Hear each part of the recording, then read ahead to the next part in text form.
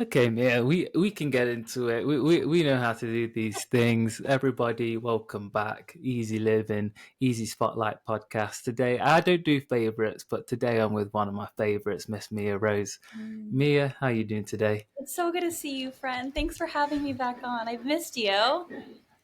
We're always missing you. I think we did this podcast 2 years ago, just before Yeah. a big move to Charlotte. So, just to start off, let's go over some of the what's happened over the last 2 years and kind of get a download from you. Over the last 2 years, almost everything in my life feels and looks different. And it's been a trip, a journey of choosing what hard looks like and choosing what easy looks like. I moved to San Francisco, California, shortly after talking to you, and took a big risk. I started working for a fitness tech startup as a fitness specialist and joined a yoga studio out here. And since then, it's been a lot of yeses and then learning what a no means and learning how to like stick to a no. So life includes a lot of adventure these days and a lot of questions and a lot of seeking. And that company that you join, I think everybody will know it. It's Tempo. Well, in America, you will know it. And Yeah. Love Story Yoga, is that That's still the great. Yeah. same? You've You done know, you've done your your yeah. Come on, I'm not gonna come. I'm not gonna come not prepared. A lot of what we talked yeah, about though in the first time was we'd been moving a lot of different locations. You were on the precipice of just moving to totally. San Francisco and starting something different. So I'm gonna jump in, and one Do of it. the things you said in the first one was learning to take your own advice, learning to practice what you preach, as Yeah, we put it just shortly before, because you're in a studio, you're challenging people to be their best selves, you're totally. challenging people in all these different areas of life, and we go through so much in our own minds, and you're putting on your performance. But how has that evolved for you That's such over? a it's such a great question and finding the ways to implement the words that I say and the words that I hear. I think right now practicing what I preach looks like slowing down and taking a step back and reflecting. To me, my nature is going fast and saying yes and being spontaneous and accepting a challenge and facing fear directly in the eye. And that can be a little addicting to like run and find the adrenaline. But I think right now I'm in a season of learning what it looks like to pause and to be comfortable with being uncomfortable in stillness and reflect. So when I'm teaching a yoga class, I typically have like an athletic vinyasa style where it's fast paced, your heart rate will get up, you'll be sweating a lot. And I like to feel like the challenging instructor. And lately I've shifted to a little bit of a slower burn and a little bit more of an introspective practice. And that's helped translate in my personal life, not having a booked calendar or a booked schedule as much and not rushing from one place to the next and feeling that heart rate elevate throughout the entirety of the day. So that is definitely an area that I'm really trying to hone in right now. And before I dive into all the growth in different areas, can I just stop on Tempo and you Yeah. being in the Tempo app itself? Like, can you explain to people, one, what it is? I'm sure people in Totally. America will know it. I don't actually know where else, Yeah. if it is everywhere else, and how you got to be in it. And have you noticed anything from being in that is cool and different from your regular world? So much. Yeah. So much. So for those of you who do not know who what Tempo is, it's in the world of at-home gym. So if you've heard of Peloton or Tonal, we are in that family. We have an at-home gym setup with several different pieces of hardware. And pretty soon you'll be able to experience Tempo hardware agnostic, meaning you can use your own weights at your own house or at the gym or at a hotel. And we have about 3,500 classes, anything from strength training, boxing, bar, Pilates, and of course, yoga. And when I first joined Tempo, I was working with a specialized department with fitness coaches and fitness professionals. And my job title and role has changed countless times. It's quite funny to see the title change internally and how I describe what I do. When someone says, "What do you do at Tempo?" I say, "I do my very best," because it evolves quite a bit. But I recently was invited to become a on camera yoga instructor, and when I first started teaching over 10 years ago, this was a dream to find a platform to make yoga more accessible for those who may not have the time, the energy, the resources, or the financial availability to take yoga at a studio. And I'm so grateful for the experience, but I would be lying to say that it's been easy because I'm so used to teaching in person with individuals who voluntarily and enthusiastically come to a class. And if they don't like my class, often they can just leave and they won't really tell me, right? Like you're not going to go up to someone and be like, I didn't like your class. And I see faces and I can read bodies, I can read energy, and I feed off of that. And then in this world of tempo, and a lot of other recording studios, you're by yourself, right? You're in a box or so by yourself, and I don't see one singular face except for screens of my body around the room. And that's very intimidating to stare at yourself for hours and to not know if it's going to be well received, to not know if the pace is in an accessible fashion, to not know if the challenge is what someone wants or needs at the time. So there's been a lot of questions and there's been a lot of fear. I would say in my professional career, this is probably the scariest thing that I've ever done. And I'm still working through it. And when I step onto the mat to teach, I'm really thinking of the person I'm teaching to. Who is the individual who's on the receiving side, who, for whatever reason, may not be able to make it to a gym or a yoga studio? Maybe they're insecure or uncomfortable, or it's too expensive, or they have a lot of children, or they're working crazy hours. Who is the person I'm talking to? And I'm really thinking of an individual who has, whether chronic pain, an injury that is ongoing and evolving, or someone who struggles with their own doubts and insecurities. That's who I'm really speaking to, because I want those individuals to feel empowered and inspired and confident in their own body and their body's capabilities. So when I'm feeling insecure on the mat, I'm really trying to help those who might also be feeling the same way on the other side. Maybe a little bit of your past self Yeah, in the chronic thing, but totally. also your your growth and giving yourself grace, as you mentioned there. You just touched on fear. I think, if nothing else, Mia, you're becoming an expert at overcoming fear. I can say that from knowing you personally, that you constantly continue to put yourself out there and push Yeah, yourself, no matter how scary it may be. So now, as we're starting this conversation, because at the start, me and Mia were kind of chatting about where do we want to go with this, because yeah. it's easy with me. There's so many different things So we many can talk. directions.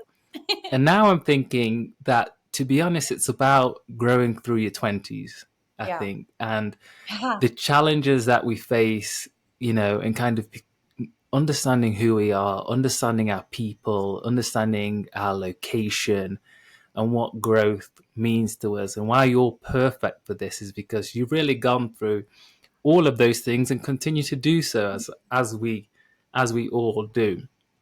So Mhm. let's first start at this from a location standpoint, and then that will take off Yeah, everything else, because location is the thing that we, totally. you know, have in common, in that we're moving around. San Francisco was something new. Right.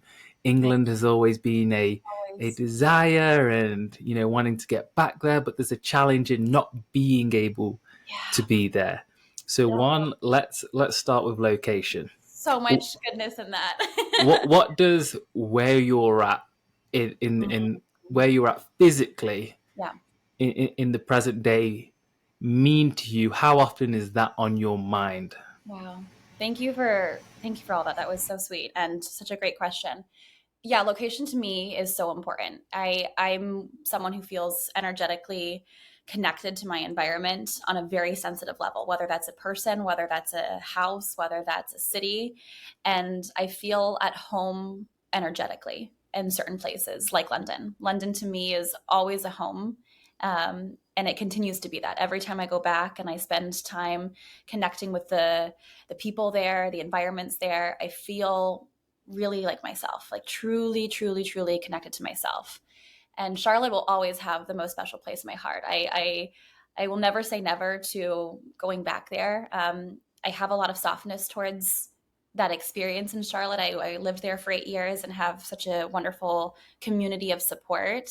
And I didn't leave because I didn't love Charlotte. I didn't leave because I was over Charlotte. I left because I wasn't in a place that I loved myself. I left because I wasn't in a place that I believed in myself. And I had these deep desires to face fear and to understand why it was so hard to practice what I preach, to really understand why I had these internal feelings of consternation in a space of stagnation.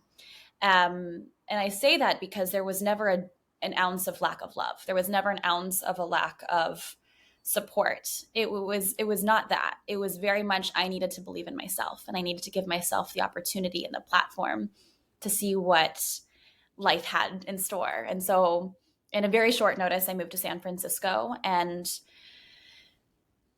I can say in every way it has not been stagnant. I can say in every way it has been a combination of great highs and great lows. For those who are very close to my circle in San Francisco, they can understand the roller coaster that has been San Francisco.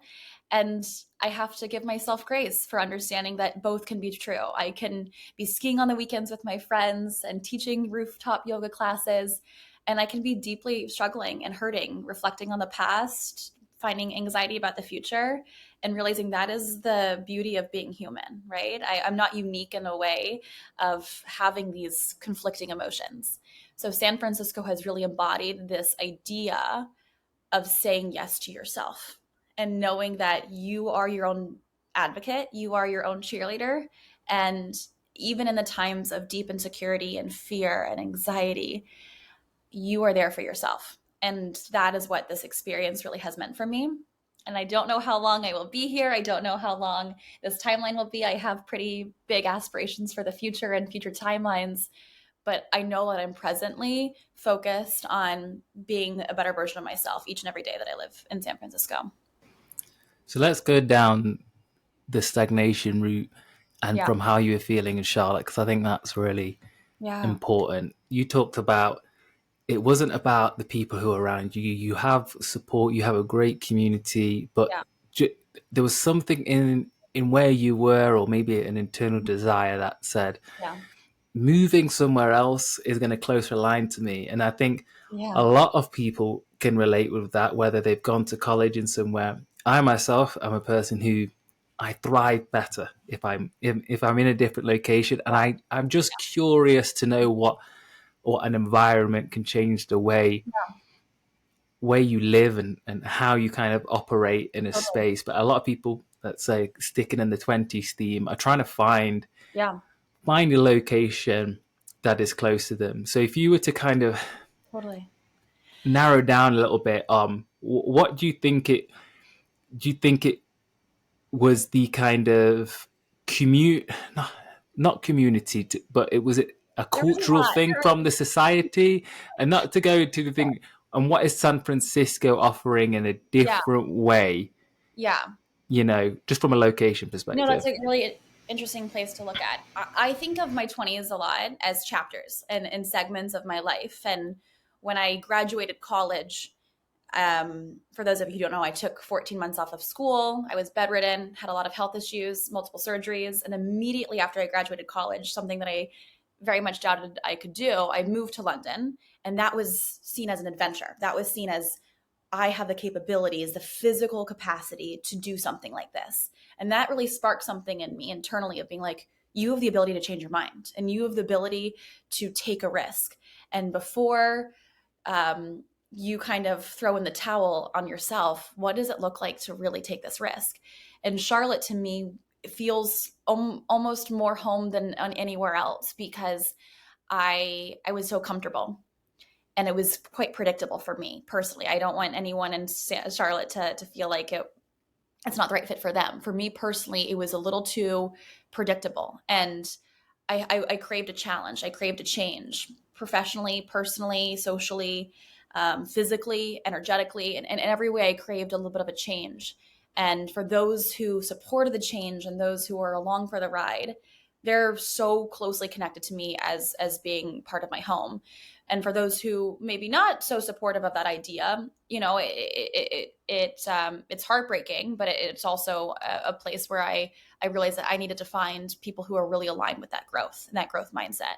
So to me, San Francisco, there's a revolving door of opportunities, experiences, people, and I've had to really discern what does healthy alignment look like. What does energetic alignment of that growth trajectory that I mentioned look like? And it's tough because I really didn't have to practice that much in Charlotte. Everyone I was surrounded with was like very supportive, very much part of the same community, the social circles, and they're my home base. But in San Francisco, you're meeting so many people and you have so many opportunities. So you're trying on hats. Does this fit? Does this fit? Does this look good? Does this look good? Does this feel good? And I've had to realize what it looks like to discern and what it looks like to say yes and to say no and be intentional with those decisions, more than I ever have. And so it's hard to compare like what I'm enjoying more or what I like more. To me, what I say is this is a chapter that I'm in right now. I may go back to Charlotte. I may go back to London. I'm not entirely sure what it's going to look like in a couple of years, but I know that this chapter is very important for that growth mindset because I never had to practice boundary setting, or I never had to practice understanding someone's intentions as much as I do here. And that includes myself. What are my boundaries? What are my intentions? And how am I living in alignment with those values? It's not about the you talking there. It's not about Charlotte. It's not No, about San Francisco. no, Really, it's not it's about really not. those things. It's about, I think you touched on comfort. You know, there was a comfort level, and within you, there's a desire to explore and to find more. And Yeah, so, location can offer that to you. You know, yeah, it doesn't. It can offer you it might be an easy way, if I think about it more, to yeah, offer you a reset. You yeah, know, because through going somewhere else, you're forced to yeah. go into that. And so, I want to Hmm. turn to England because this is a challenging thing, I think, you faced, Yeah, and to understand how you operate in this space, I think will be helpful for others. yeah, So, to kind of set the stage, I'd say you mentioned you went to England, you had a great time, you wanted to stay there, your visa got pulled. Everyone, listen to the first episode we had because we kind of go through all of that, and it was really, really great. And since then, you've come back to England a few more times. Every time you have a great experience, there's a desire yeah, to put that's pulling you toward a location that is not easy to get to. I mean, international students in America will kind of know it in trying to be in America. Maybe totally. not a lot of you know that from the opposite perspective, and which what Mia is facing, because to just go and live somewhere, Yeah, especially like England. England is not the friendliest country in just giving any visas, regardless of where you're at. It's not just you can yeah, go and visit, yes, but can you go and stay there and live without the correct work? yeah, No. So there's this thing there, a place is pulling you. You're feeling aligned, like, I know that there's something out there and I think I know where it is, but I yeah. can't get there. I think you're so right. It's this metaphor for me. London is a metaphor in in so many ways. Like, yes, I love the location. I love the people. And I would say the same thing about Charlotte and the same thing about San Francisco. But there's a special spark that in that particular location, I have this energy that I'm trying so desperately to replicate, even if I can't live in London at this time. And it's this space of opportunity and it's a space of wonder and curiosity and you going outside of your comfort zone every day. Granted, they speak the same language in a beautiful accent, but I I don't have my routine down, right? I don't have the places that I typically go. It's not in my flow as much. And so every day I'm seeing the world in a different light. I'm seeing it with color and with an energy that I'm trying so hard to replicate. Because when you're in your own routine, it's so easy for it to become either mundane or stressful or boring. And for me, I'm not the biggest fan of routines. I'm not the biggest fan of doing the same thing every day. And I like the change of pace. I like a change of scenery. Even this past week, I took a week to go to Oxnard, which is in between Santa Barbara and Malibu. My family has my uncle and aunt have a beautiful place there, and just the change of scenery just did so much for me energetically. And I was like, wait, I feel better. I physically and energetically feel better simply because of a shift. And I'm really trying to learn how to create those shifts, even if I'm staying in the same place, even if I want to be someplace else or want to have a different career or want to have a different social circle or want to have a different, you name it. Anyone who's experiencing some sort of stagnation, how can you live energetically in that environment and replicate like where you want to be. And that's what I'm trying to do, because there's so much in my life that is so beautiful and I wouldn't want to change it. And I think it's like in this perfect little box.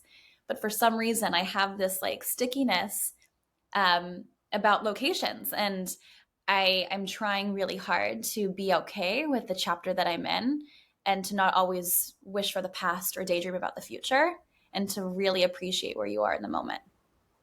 I'm glad that I mute myself when you speak because I'm here just like, yes, the whole way through.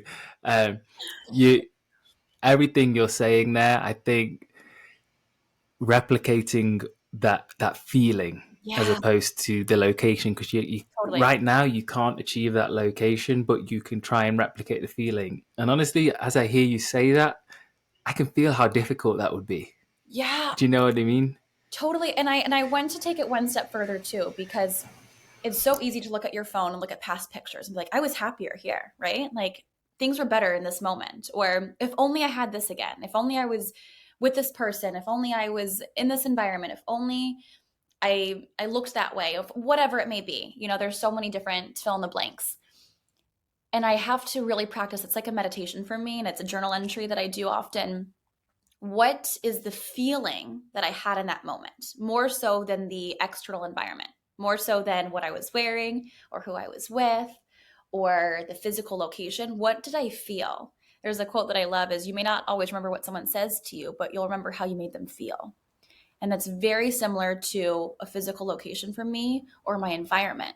And so when I reflect on the feeling, it's easier to chase that feeling and attract that feeling more so than chase the superficial or the external.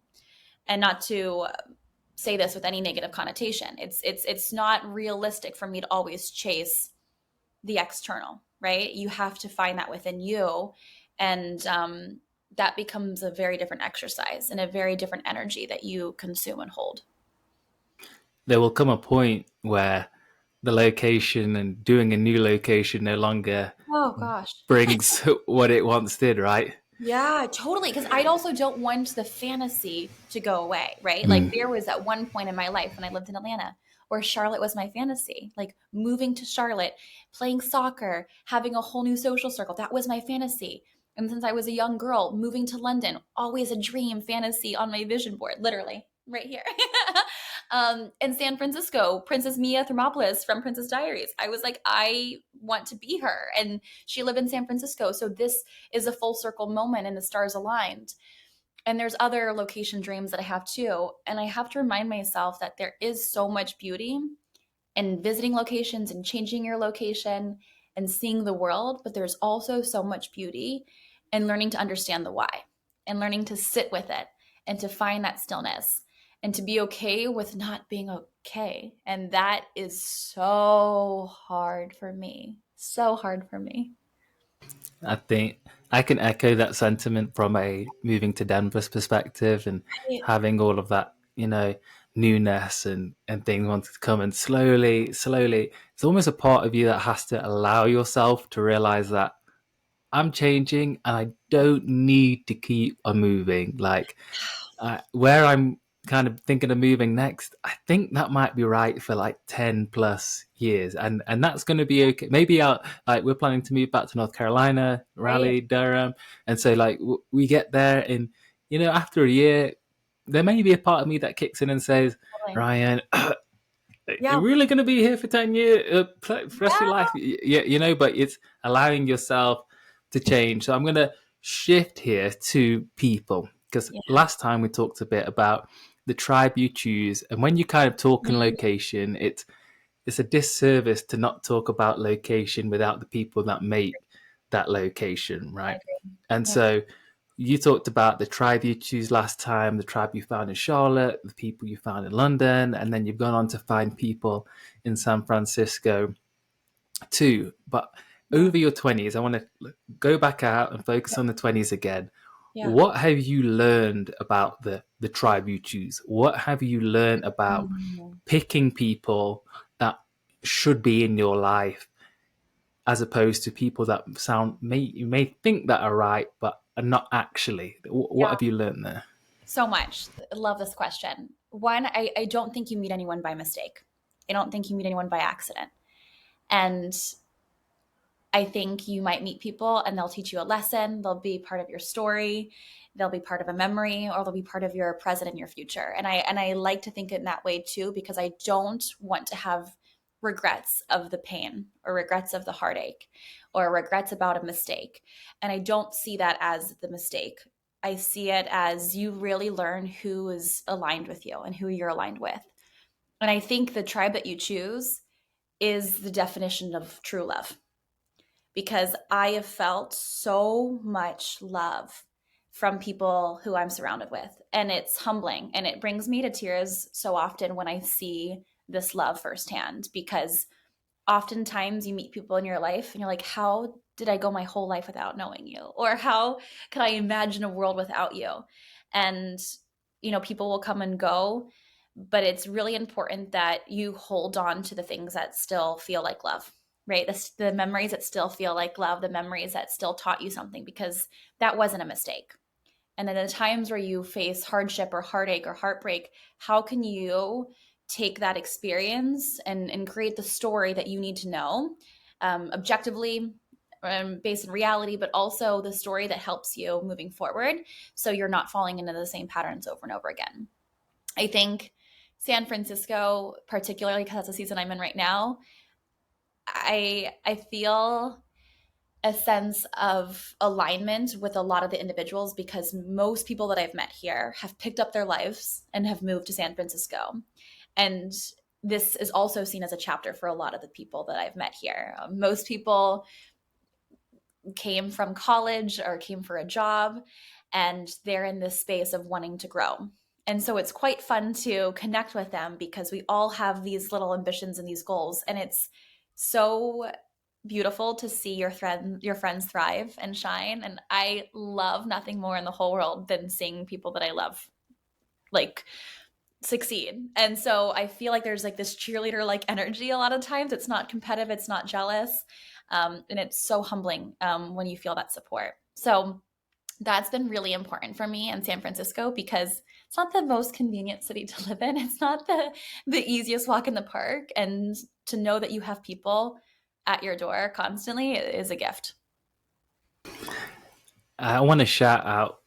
I want us to kind of stay in this space and kind of focus on who are those people, but I want to do it in a kind of different way that kind of go through a few stages. So one, we're on easy living, Yeah. and one of the things here is about the more I think about it, the more we've been chatting offline and trying to kind of focus away is kind of three stages. And then I want to kind of us to play with this and go Okay. through these I'm stages, right? down.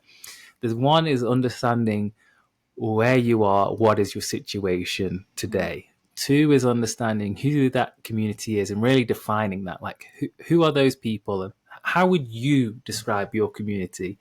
Yeah. And then three is to kind of let that dreamer brain of yours come out of you and stay forward. Don't let the reality of that, capture you and think, I gotta make money.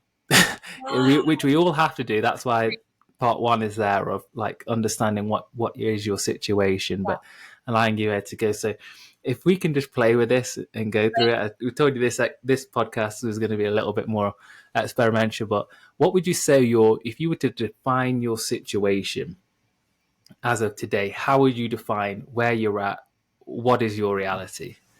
Wow, you're so good at these questions. I love it. My situation right now is feeling an abundance of connection from people here, from people in London, from people in Charlotte, all over the world, in Denver, like yourself, um, in the midst of a lot of chaos, stress, confusion, consternation, question, curiosity, wonder. I would say almost now more than I can really envision, there's potential and a lot of uncertainty on the horizon. And with this weight of uncertainty, I like try and game plan. I try to map things out. There's so much question of like, what is life going to look like in a couple of months? What is life going to look like by the end of the year? And it's really important, I think, for the people in my life to help slow that thought process down and say, let's take a moment and just be present. And so, with all that question, I'm really, really intentional about the yeses I have and the moments that I'm in to feel so impactful, because I will look back at this time with such fondness. So that's really where I feel I am in that energetic space. I would say, like, physically, I'm not where I want to be. And I say that honestly and with some vulnerability, because I think it's easy to compare yourself. It's easy to look back at old times or to wish things away. But physically, I'm not where I want to be. And I'm really trying to practice what I preach and to listen to the doctors and to listen to the supportive environment I have of wellness practitioners, to feel better, to feel physically better. And with that, what does it look like to make changes in your environment and come from a place of self-preservation and self-love and self-care, as opposed to anger or frustration with limitations? So I would say that's kind of like the minds that I'm adopting when it comes to like the physical component. And then professionally, I would say there's so much on the table. Like, for those who like a high energy, high, fast paced environment, startups are really a great place to be, because you won't ever be bored. I have never once been bored in my working environment. And so I'm going to take this experience wherever it takes me, as so much learning. And I feel like I'm getting a rundown of what it looks like to operate and run a business, or to get an MBA in some ways. It feels like a TV show when I'm describing it, because there's so much change happening internally within the workspace. So that's kind of where I feel like my situation is. Accepting that I'm not where I want to be in some places, and being okay with that, and being honest about that without trying to get pity or trying to get sympathy, but really trying to be real. And I like to honor that both can be true. Both Uh, places can be true. Thank you for sharing that firstly, and saying that like you are not where you want to be, because I think I would love to do a survey and of people Yeah. our age and see what they say, because I would say the same thing for myself. Like, Yeah. I'm not where I want to be. That doesn't mean that things aren't great. That Right. doesn't mean that people in your life Right. aren't great, and that what the things you're doing and the kind of trajectory you're on is great. But we have our goals for our own personal self, and that doesn't have to align to anything else. And how you said at the end there, both can be true, is absolutely right. So, second, to shift to my second thing, who are the people, like being specific, who are those pillars in your daily life of your community that like that you align with, that bring you energy, passion, that you just love being around, and or you like to follow or be a part of? Well, I have so many people I want to shout out. I'm so grateful. I would be remiss to not honor and acknowledge the people from back home, whether it's Atlanta, Charlotte, or London, who have helped me day in and day out and have supported me consistently. You amongst them as well. But I think receiving a phone call from Jasmine and a text from Jasmine, it means so much, because she is so honest with me, and she will tell me not what I want to hear, but what I need to hear. And having a friend who consistently puts the friend before feeling like it's the easiest conversation ever, or the lighthearted conversation ever, is such a gift. And I know that everything that she says is done with so much love and so much respect. And if I can make her proud, I feel so happy. Like, I feel really aligned. So I have to honor the challenge that friendship um, helps me feel, and like helps me take on. And of course, um, I would say, like, my brothers have always stood up for me and been advocates for me. I just had my youngest brother come visit me, and that was such a gift, because his light and his energy is super contagious, and having him see my world here is so, so helpful. Um, I have a friend named John. I grew up with him, and he's from Atlanta, and his texts and his phone calls and his way of speaking to me brings me so much peace and reminds me of the bigger picture so often. So I love receiving little podcast voice memos from him. And then in San Francisco, there's Ryan and Charles and Caitlin and Kai, and I celebrate the individuality of each of these friendships. Ryan has challenged me so much and held space for the messiness that I hold, while also highlighting the beauty in it, because I really think that there's so much beauty and color and emotion, and I'm a deeply emotional person. And so I think he lets me have both. My friend Charles definitely takes risks and with physical adventures and activities, and he ran 100 miles, and I was able to be part of that experience with him and crew him and pace him, and to see one of your favorite people accomplish one of their biggest dreams, I think is one of the most special moments in my personal life too. My dear friend Kai, she was my first friend that I made through a connection here, and has been so fearlessly loyal to me and humorous. Like, laughter is medicine, and I think when I'm having a bad day, she doesn't see me differently, and she's able to show up for me so uniquely.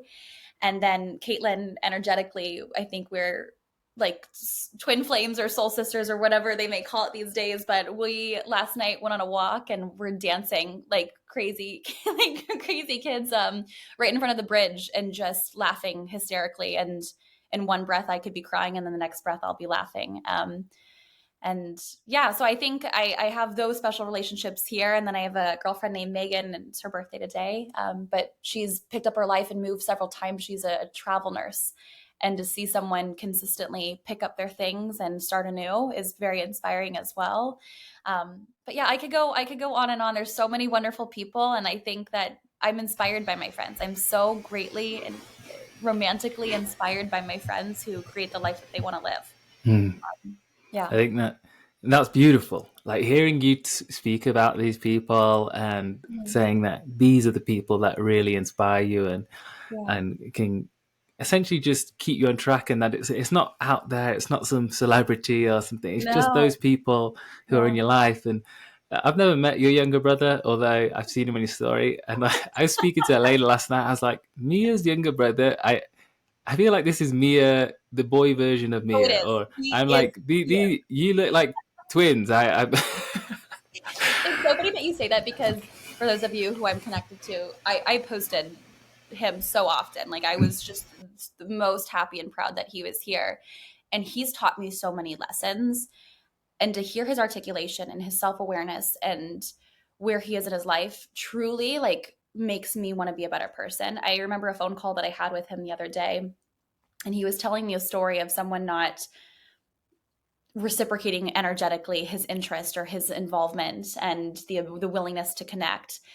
And I was so emotional, like, oh my gosh, I'm so sorry, like, forget that, like, whatever. And Quinn's like, no, it's not that big of a deal. If they don't want to respond, then like, I'm okay. I have so many people that are willing to be there for me, and it's not a big deal. Like, I had a good time, but I didn't have that good of a time to be waiting around feeling sad about it. And I was like, you have this awareness at 19, and I'm 27, and I'm like, what? So he teaches me a lot. And yeah, my other brother Jack, yeah, he loves a podcast and loves a TED Talk. And so I feel like when he's on the phone, I put it on speaker, and I'm just like, I can just listen to it, and I'm like, at the end of a service, like, amen, yeah, everything you just said, like, yep. It's awesome. So where does your dreamer brain go over the last, say, through your Yeah, 27 7 years in your 20s? What do you think is a consistent theme through that time that has been like a dream of yours, or not a dream, or just something that you're like, this, I yeah, think this thing is what yeah, I'm kind of supposed to be doing. Like, yeah. what is that for you? It's a great question. I have several. I'm constantly dreaming. I mentioned the vision board, but this vision board doesn't have any blank space anymore, because I've put so many things on there. One of the things that I feel very connected to is um, working with a group of chronically sick, or those who have chronic injuries, or who are struggling deeply with their health. And I've started a support group with a dear friend of mine named Gabri, and we've worked really closely together to foster a sense of community within these women who have a various spectrum of health concerns. And every time I connect with them, whether it's over a text message or a weekly call, I feel really inspired because these conversations are not broadly talked about.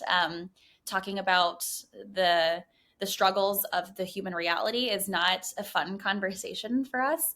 But again, there is such beauty in learning how to have empathy and to connect with those who um, understand where you're coming from. So I really want to specialize and work in that field. I have some ideas of what that may look like and how it may morph and things of that nature. But right now, I'm really happy with that group. There is a location that I do have dreams of, and loose plans that I may not be able to officially announce or officially state, but check in with me in a couple of months and maybe we can do another update. But there's always that sense, and I love traveling. I love seeing the world. So whether it is a permanent move for a short period of time or a chapter or a long period of time or forever, or just picking up my bags and going on a little trip, that's always something that I want to do.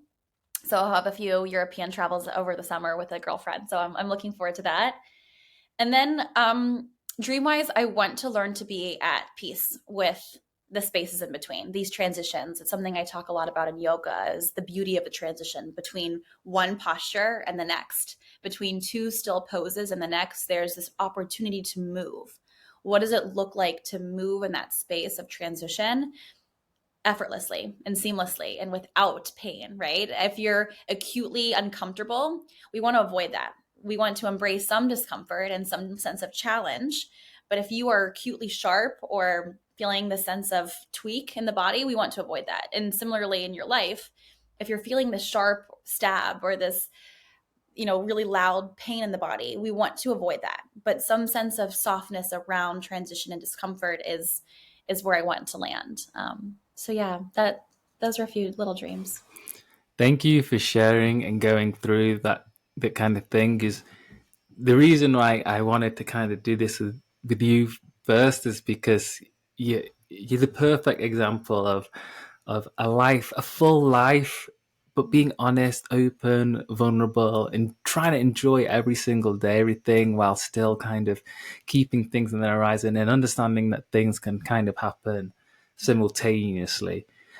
And I love that you're doing a support group. I think that is really cool, and I know you will help loads of people. I honestly don't. There's not many people in my life who I think are just born to give the world stuff and are so talented, and you are definitely one of them. We could go on talking I all know, day, all day. and we plan to, we likely may do a series going Yeah. forward in the future, and Mia will be back on a lot of times because I just love talking to you, and it's easy, and you're so insightful. Yeah. Um, but we're going to call it time for today, Mia. Totally. If I may, I just want to say I've been listening and I've been supporting, and it's wonderful to see some familiar faces and to meet some new faces from your connection. And you're fantastic. You are such an incredible interviewer. It's so easy to talk to. I can't believe how quick this time has gone. I'm so grateful for this space and this opportunity, this conversation. I look forward to talking to you more and always rooting for you. It's so fun to see your adventures, and all of your successes. I appreciate you so much. Thank you. Likewise, likewise. Everyone, appreciate you and keep it easy. Thank you for listening.